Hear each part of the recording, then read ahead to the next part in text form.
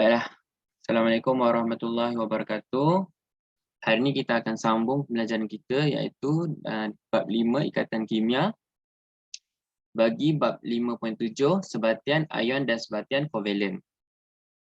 Hari ini kita akan membincangkan tentang mengeksperimen untuk mengkaji perbezaan sifat sebatian kovalen dan sebatian ion. Okey, kita sambung, kita teruskan. Okey.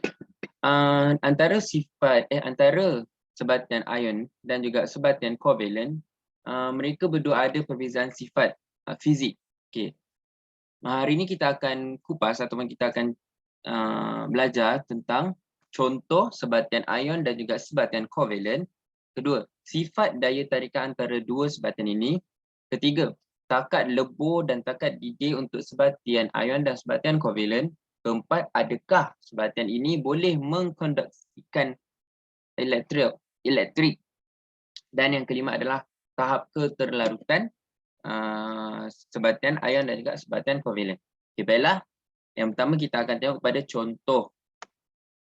Okey, contoh bagi sebatian ion. Okey, seperti yang awak telah belajar, sebatian ion ataupun ikatan ion akan terjadi antara atom bukan logam dan juga atom logam. Ya. Ikatan yang mengikat antara ikatan ionik yang mengikat antara dua atom ini mempunyai satu daya tarikan yang dinamakan sebagai daya tarikan elektrostatik. Dan manakala untuk sebatian kovalen, dia ada dua jenis ikatan iaitu ikatan kovalen yang terbentuk antara dua atom bukan logam yang berkongsi elektron, manakala antara molekul dan juga molekul kovalen itu dipanggil daya tarikan van der Waals. Daya tarikan van der Waals ni yang wujud antara molekul dan molekul yang mempunyai ikatan kovalen. Bila jadi molekul, diorang antara molekul-molekul tu diorang ada van der Waals, ikatan daya tarikan van der Waals. Okey, seterusnya adalah sifat daya tarikan. Okey. Dalam sebatian ion yang mana tadi kita sebut ada daya tarikan elektrostatik. Daya tarikan elektrostatik ini sangat kuat untuk antara ion. Manakala daya tarikan van der Waals yang wujud di dalam sebatian kovalen adalah lemah antara molekul. Kita tengok pula pada takat lebur dan takat didih bagi sebatian ion. Okey, dalam sebatian ion, takat didih yang tinggi, takat lebur juga yang tinggi. Okey, apabila takat didih dan takat lebur ini tinggi, kita dapat tahu bahawa daya tarikan yang wujud antara ion di dalam sebatian ion ini adalah kuat. Maknanya apabila daya tarikan yang kuat, lebih tenaga haba yang diperlukan untuk memutuskan ikatan. Okey, apabila lebih tenaga haba, kita tahulah maknanya dia perlukan haba yang sangat tinggi untuk memutuskan ikatan, untuk buat peleburan ataupun untuk buat pendidihan. Kerana daya tarikan dia yang sangat kuat. Daya tarikan apa tadi? Daya tarikan elektrostatik. Okey, untuk sebatian kovalen pula, takat didih yang rendah, takat lebur yang rendah, daya tarikan yang lemah. Sebab apa? Sebab van der Waals tadi sangat lemah daya tarikan dia. Tak adalah sangat, tapi dia lemahlah jika dibandingkan dengan daya tarikan elektrostatik. Apabila daya tarikannya lemah, kurang tenaga haba yang diperlukan untuk memutuskan ikatan. Apabila kurang tenaga haba, maknanya takat didih dan juga takat lebur juga akan menurun. Sebab itulah takat didih dan takat lebur untuk sebatian kovalen adalah rendah. Okey, seterusnya adalah kekonduksian elektrik. Untuk sebatian ion ada dua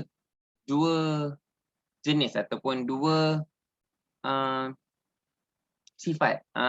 Sifat yang pertama adalah tidak boleh mengalirkan arus elektrik. Bila dalam pepejal, iaitu susunan yang anda tahu kan bila kita belajar jirim dulu, dalam susunan pepejal semua duduk rapat-rapat.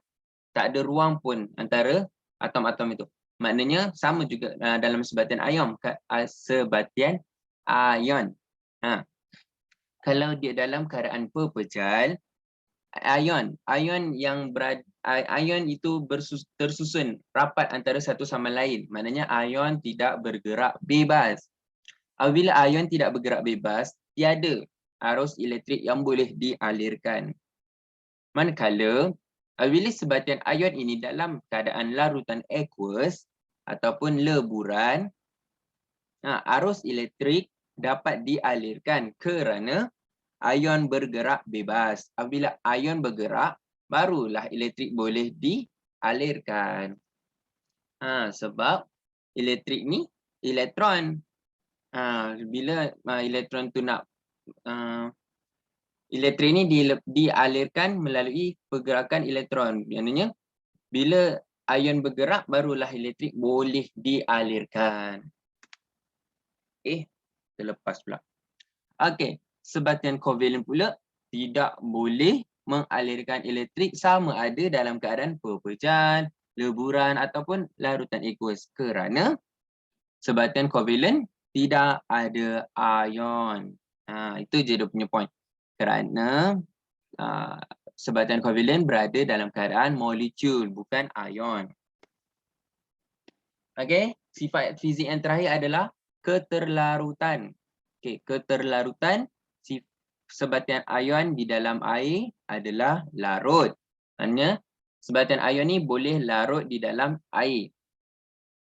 Okey, untuk pelarut organik pula tidak larut. Kita ada dua jenis pelarut iaitu air dan juga pelarut organik. Okey. Sebatian ion larut dalam air tapi tidak larut dalam pelarut organik. Apa itu pelarut organik? Okey, pelarut organik adalah sejenis kovalent. Okey, situ kata kunci dia adalah pelarut organik sejenis kovalent. Kat situ awak mesti dah boleh tahu dah apa banding beza dia. Okey, untuk sebatian kovalent pula, dia tidak larut di dalam air tetapi larut dalam pelarut organik kerana pelarut organik adalah bersifat kovalent. So, sebatian kovalent bolehlah larut di dalam sama sifat dengannya.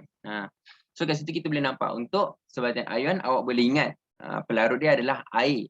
Kalau awak tak boleh ingat yang tu, awak ingat sebatian kovalent, pelarutnya adalah benda yang kovalent juga iaitu pelarut organik. So vice versa.